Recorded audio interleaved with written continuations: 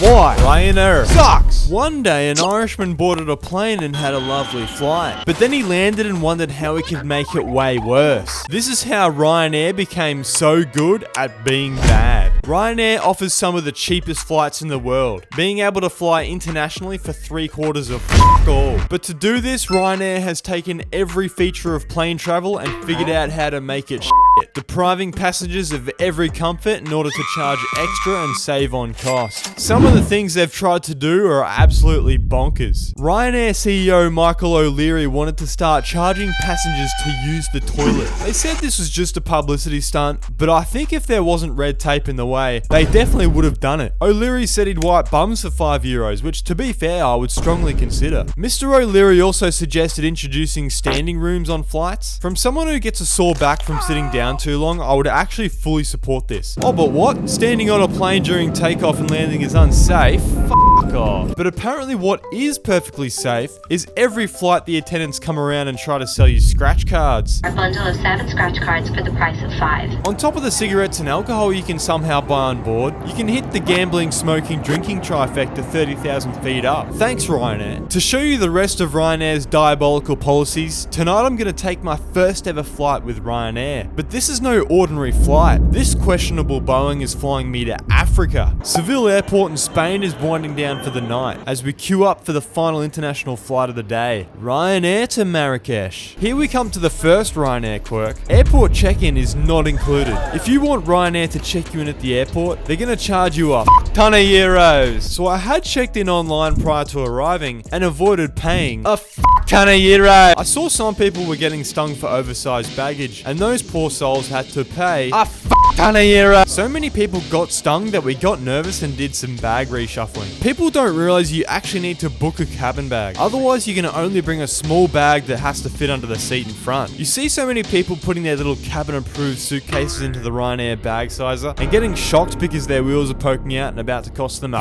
ton of euros. But with the tried and true method of waiting until the last minute to board, we scanned our boarding passes and they barely even glanced at our bags. Surprisingly, I was able to do some filming on the tarmac. In Australia, I've been yelled at for doing this. Now, this is where I had to say goodbye to my girlfriend, because would you believe it that if you don't pay Ryanair a ton, well, actually it's only €8, the random seat allocation often doesn't seat people together. Oh, you want to sit with your family? Sit with your girl, do you, buddy? That'll be a ton of euros. Here are my first impressions once arriving at my seat. There's no pouch in front of you to put items in. They put a magazine on your seat, but they're too stingy to let you remove it from the aircraft. The seats remind me of duckbills, which I actually think goes hard. I leaned back and realized there was no headrest at all, but despite being rock hard, I actually didn't mind it. Usually bulky headrests force my neck too far forward, and I liked being able to rock it back. The legroom is actually not too bad. I'm 6'1", by the way. The safety announcement sounds so robotic. Please study the safety card located within the area you are seated and window blinds open. For your safety. There's a QR code to access a hot drink menu, but there's no Wi-Fi to access it. Here's the food menu, but I don't even think they were serving it. The landing was butter smooth, so there must have been at least one person on this flight that paid the extra smooth landing fee. I assume this would have cost them a ton of euros. We disembarked out of both doors at the super modern airport in Marrakech and had a great time apart from when I got stalked and grabbed by this random bloke. That's a story for this other video. But anyway, we actually ran into a bigger problem. We needed to print our Ryanair boarding passes for the flight home. See, in most countries, Ryanair's money-saving online check-in scheme works perfect in the ever-digital world. But this quickly capitulates in Morocco, where the regulations don't allow you to use electronic boarding passes on your phone. Fortunately, our hostel was able to print off our boarding passes like the good old days. But hold on, where's the barcode? And there's no name on the boarding pass. Apparently, because I'm not an EU citizen, to get back into the EU, I needed to complete a passport visa check at the Ryanair desk in the Marrakech airport. Hold on, surely these cunts aren't about to charge me a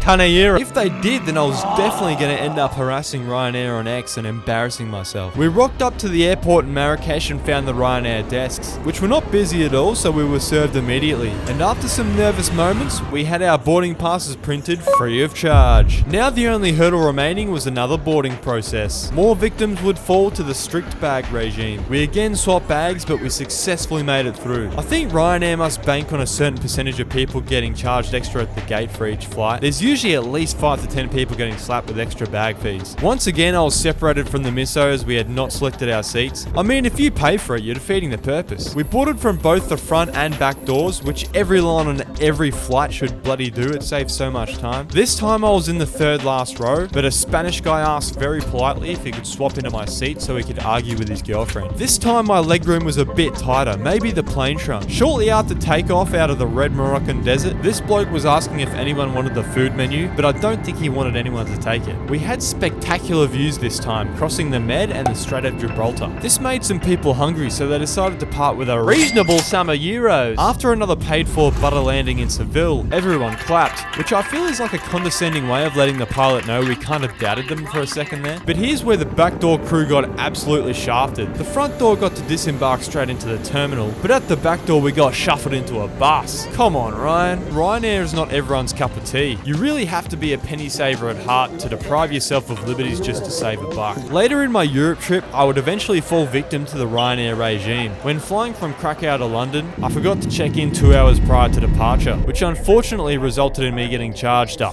ton of euros. This was a good learning experience. I am certainly jealous of Europe having this cheap option for flights, while Australia is only forced to take Jetstar, which may be a low-cost airline. The average Melbourne to Sydney flight still at least $80, and Melbourne to Perth is even more. So this video has been a shout out to Ryanair for being able to transport people across or even between continents without paying a ton of euros.